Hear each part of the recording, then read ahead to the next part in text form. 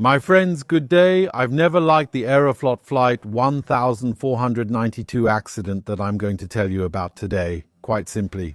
It's a crash that seems to undermine even the most unshakable faith in air safety, in my opinion. May 5, 2019, around Moscow, there's a certain kind of weather, rain, thunderstorms, vertically developing cloud cells that create turbulence all over, in every sector. Wind, even wind shear at times. There was a significant meteorological information issued that afternoon. It's 6:30 post-meridian. We have a Superjet type aircraft. The Superjet is, you can think of it as a small Airbus A319, at least in terms of its shape from the outside, right? Or the 318. It was an aircraft built by a consortium of Russian manufacturers. But also, with the involvement of the classics, you'll find some Rockwell Coulisse in the cockpit. You'll find the landing gear made by Safran in France, the same ones they make for Airbus, and it's a fly-by-wire aircraft. That detail is very important. It's an aircraft with electric flight controls. So that means there's a joystick in the cockpit, a joystick on each side that sends signals to computers. And then from there, commands are generated. That's under normal circumstances, of course.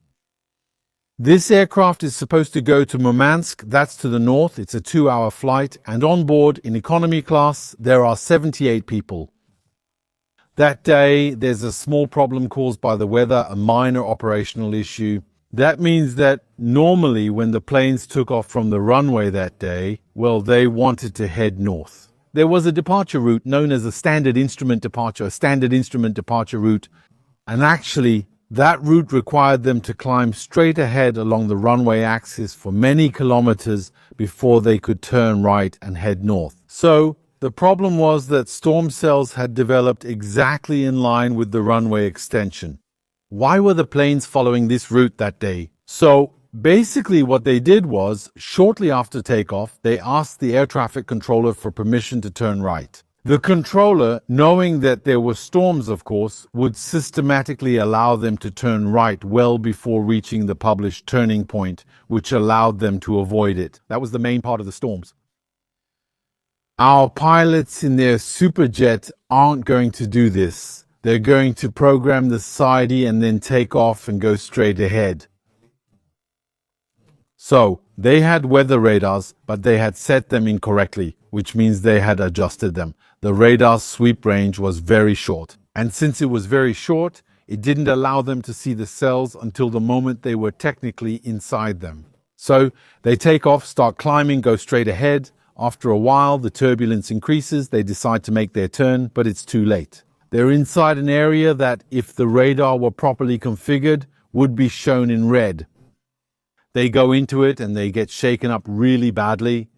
There are electric shocks, there are lightning bolts, there's all of that, and then they come out on the other side, they're alive. But except the plane took a beating. What does that mean? It means that the plane, first of all, there's one thing, and that's probably the least significant problem. It's that there's one of the very high frequency the very high frequency one that they were using, the radio that connects to the grid, the circuit in the grid. Another thing, and this is worse, is that some of the plane's computers aren't working. There are 2 of them, fried just like that. What will the plane do? It will switch to what's called direct law, which means that instead of having the side stick communicate with computers that determine the actual movements of the flight surfaces, this actually allows for artificial stabilization of the aircraft and makes it easy and pleasant to fly. Well, what happens is that those are out of the loop and we're going to connect. There is a system that will automatically connect the joystick directly to the electronic circuit that controls the hydraulic actuators. And in that case, the movement of the mini stick simply results in a proportional movement of the flight controls. As we sometimes say, the system behaves a bit like a conventional aircraft, like a 737. We often say, yes, the Airbus, well, this isn't an Airbus here, but you get the idea. When the Airbus is in direct law, it behaves like a Boeing 737. This analogy is flawed. It's not entirely accurate and has another problem. The problem is that we instinctively assume that all pilots know how to fly a 737, or that they've had experience with it and that this experience is current, meaning it's recent enough, fresh enough in their minds for them to fall back on Boeing 737 reflexes, which is a classic aircraft with actuators, cables, linkages, and so on. So the problem is that our captain, now sitting on the left, will find himself with an aircraft that behaves differently from what he's used to seeing.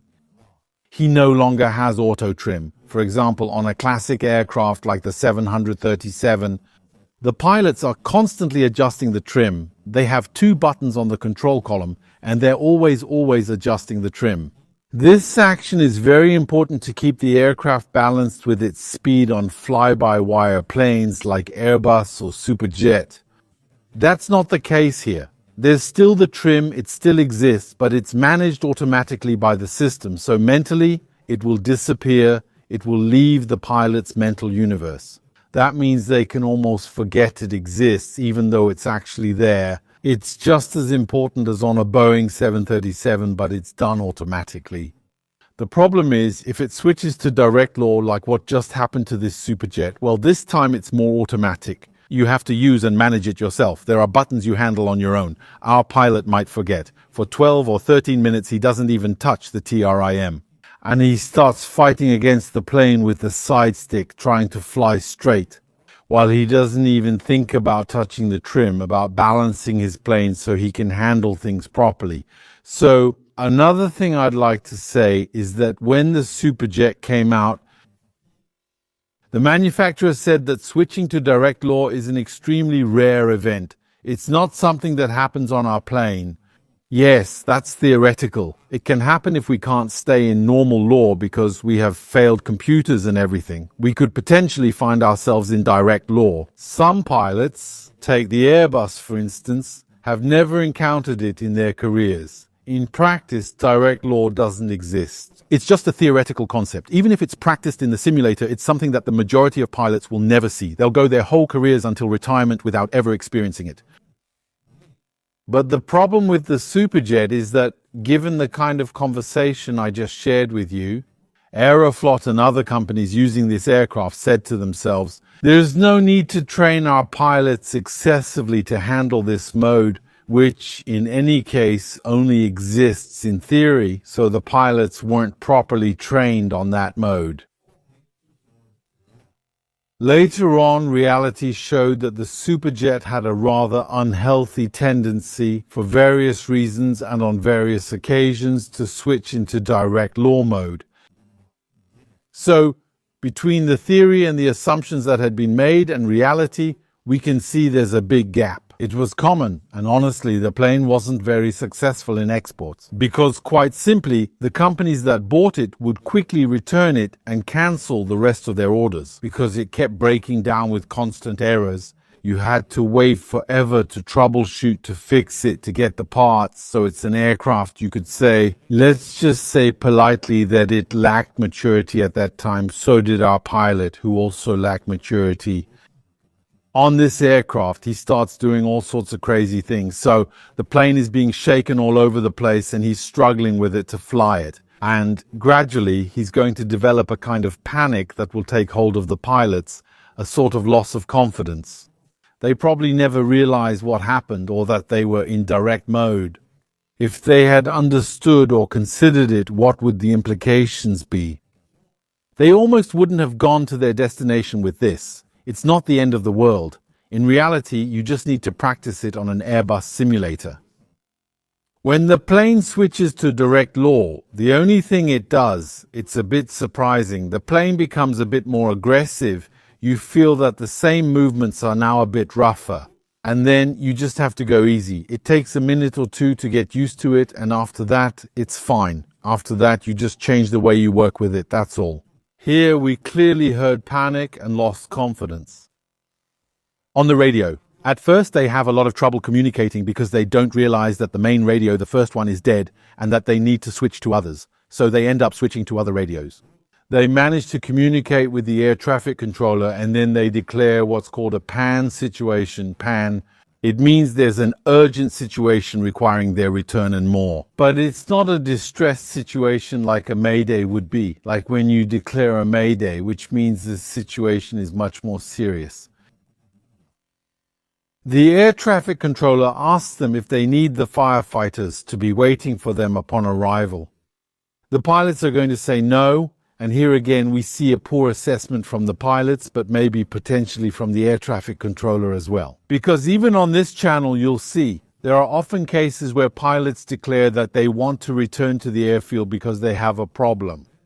And the air traffic controller handles the aircraft according to the procedure, treats it as a mayday flight even if it hasn't been declared by the pilots. Because they know that sometimes pilots tend to underestimate the seriousness, maybe sometimes just because of certain psychological barriers.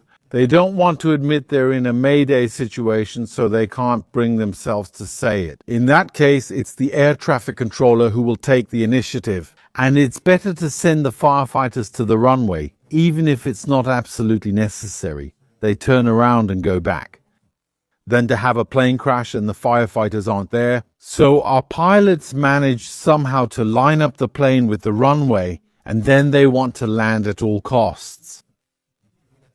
The problem is that during the landing phase, the system warns them of a wind shear, which means it alerts them that a wind shear is coming. The captain decides to continue still, simply because he had a strong desire to land and didn't want to go around. And he ended up flying this plane even longer, a plane he didn't understand and had trouble controlling. Because throughout the entire flight, no pun intended, it was like a roller coaster the whole time, with constant, very abrupt banking from side to side. And then sometimes it would dive, sometimes it would stall. He couldn't maintain altitude. It was an extremely difficult flight for those on board. So he keeps going through the wind shear, and then the plane sinks, because the plane is sinking.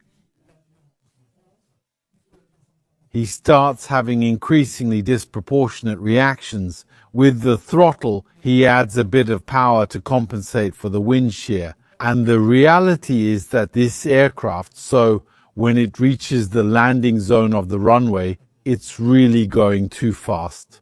It's very energetic and will be hard to land. One of the things that will happen when the plane goes into direct mode is that the air brakes, when they're armed, when the lever is set to the armed position, the spoilers, well, normally under normal circumstances, when the plane touches down, when the landing gear touches the ground, the spoilers deploy, which pushes the plane onto the ground, starts the braking procedure and reduces its lift. Well, in this case, since they're in direct mode, this system isn't functional. That means they're still going to set the lever to armed, but it won't deploy. It means they should have deployed it themselves manually, but they won't do it. So the plane comes in and it's going to hit very hard. Here we're at almost 3G. It's going to hit the runway very hard.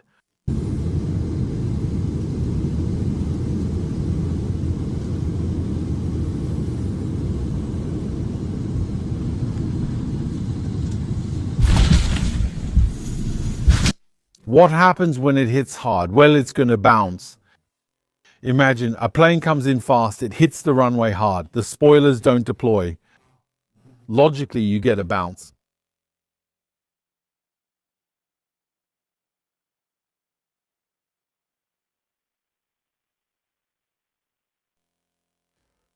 On this type of aircraft, what the manufacturer recommends in case of a bounce is two things. First, in flying clubs, everyone knows that if you have a big bounce, you go around, you really go around.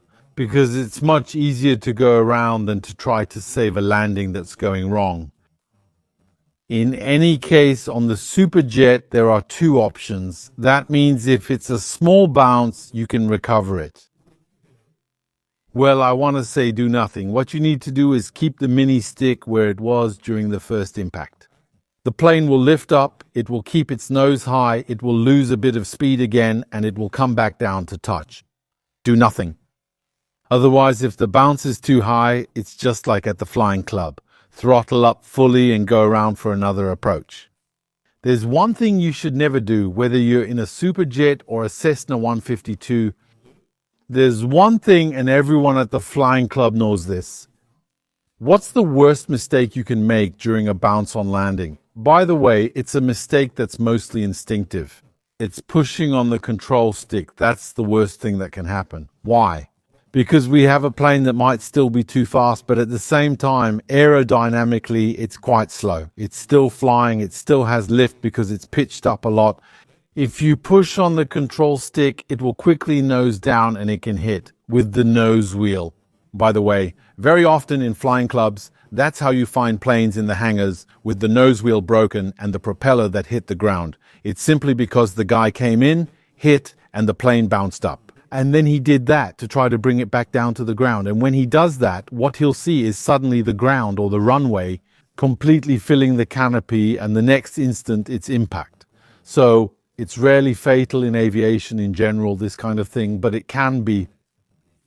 What happens is that our pilot, after the impact, he's going to push on the stick, on the mini stick, so the plane noses down very sharply and hits. This time we're talking about almost 5G, so here our aircraft hits flat very violently. Since it still has some energy, what does it do? It's going to bounce, especially since our pilot, when he sees the impact coming at high speed, what does he do?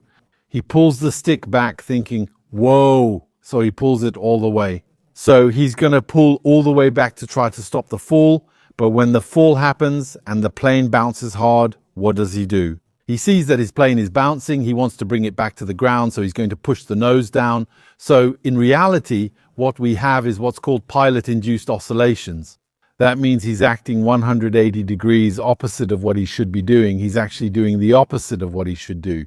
And actually, in the end, he's making the situation worse. That means every time he's making it worse. So at the moment when the plane hits and is about to bounce, he pulls the stick all the way back, so he's actually helping it bounce even higher. When it reaches the top, it falls back down. He pushes the mini stick forward, making it drop even faster.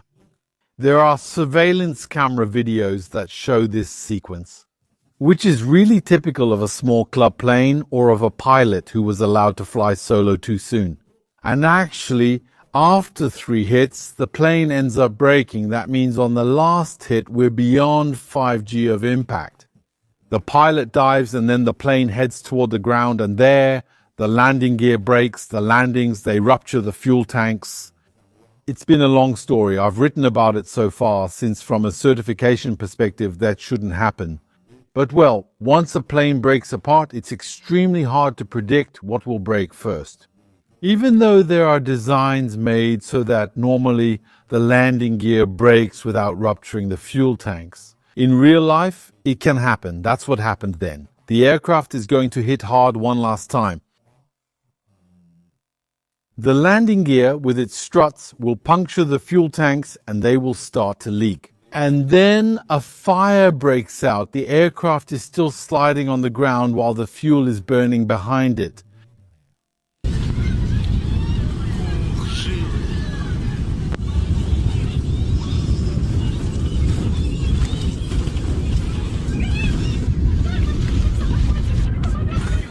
The firefighters are not there. If they had been there, they could have immediately started to chase the plane and intervene, but they are not there. They were told not to come, so they weren't informed. In fact, the plane keeps sliding after what is going to happen. That is, it stops. At the moment it stops, the fire gets worse, obviously because while it was sliding, the fuel was burning behind. But at the moment it stops. This time the fuel keeps flowing because the tanks are full, so the fuel keeps flowing. It forms a big puddle around. And then, of course, the fire is going to get more intense. Another reason why the fire gets more intense is that the pilots take more than a minute to shut down the engines. That means what they're doing is they're in their cockpit and we wonder what they're doing, because the engines, despite all that impact, are still running. They're blowing air onto the flames. So the rear part of the plane is going to catch fire very intensely, very strongly, because 2 engines are blowing on it instead of just bam, shutting off the engines. It could have taken a fraction of a second. Well, no, they wait a whole minute before doing it. They don't give any evacuation instructions. It's a flight attendant who decides to open the door, and then people start running and they run. So what will happen, unfortunately, is that they will lose nearly half of their passengers. If we look, we had 78 passengers. We have 37 dead and 41 survivors, so half of the passengers will never be able to get out. The flames were too strong. There were also reports that people were taking their luggage, and these reports are corroborated by surveillance videos. From the footage where we see passengers coming out with their suitcases, these suitcases were most often on the luggage racks on those things. We get up, open, and look for our luggage. That's what they did while others were stuck behind them looking for their luggage, and actually each piece of luggage ended up costing a human life. Taking a suitcase could prevent one or two people from escaping. There was actually a guy who was at the center of all this, because if you look at where he was sitting, he was targeted a bit in the media and on social media, on Russian social media. So this guy was sitting in seat 10C, seat 10C. So there, the row is 10 seat, row 10, the 10th row. It's the last row where there are survivors. Behind that row, there are no survivors. The people who managed to get out of that plane said that they had, I don't recommend this, but I'm telling you what they did. They had unfastened their seatbelts and started running toward the front, even before the plane had stopped. They were still sliding when they had already unfastened their seatbelts and were already running toward the exit. The problem is, when the plane stopped, people stood up. They opened the overhead bins where the luggage was and started taking out their bags, blocking the people behind them. The guy I'm telling you about is just to give you an example, but he's not the only one who behaves like that. He took his bags and then left. He went to the terminal to Aeroflot to ask for a refund for his ticket since the plane had crashed. It was there, wrecked, burning and all that. He felt as a customer that he had grounds to be refunded.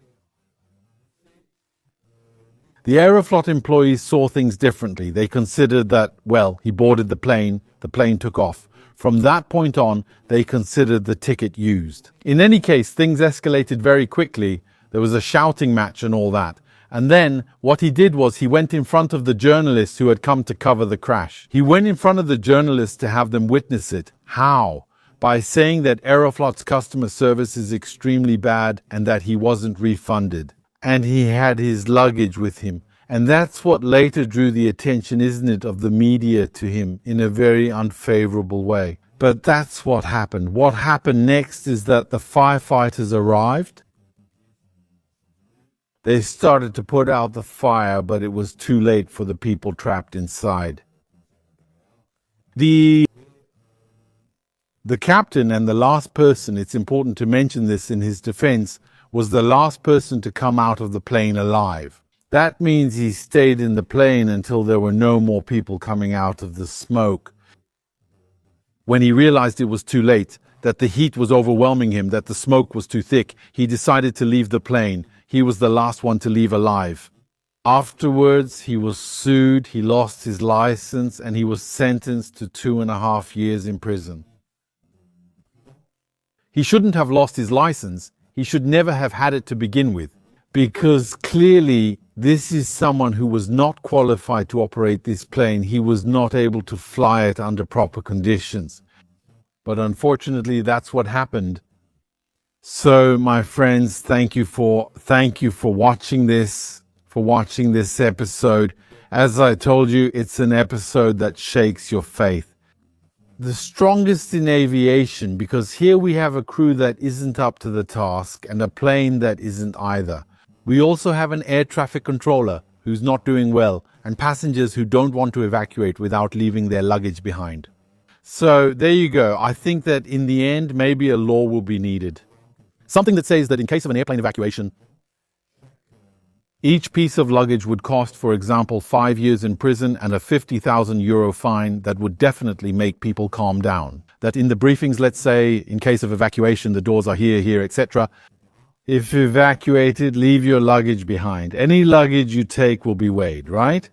Then its owner will face 5 years in prison and a €50,000 fine. So this will allow people, because today we've reached a point, I'll finish on this, where people are more willing to leave their luggage behind. If they know it could cost them 50,000 euros, if they think it could kill people or other passengers behind them.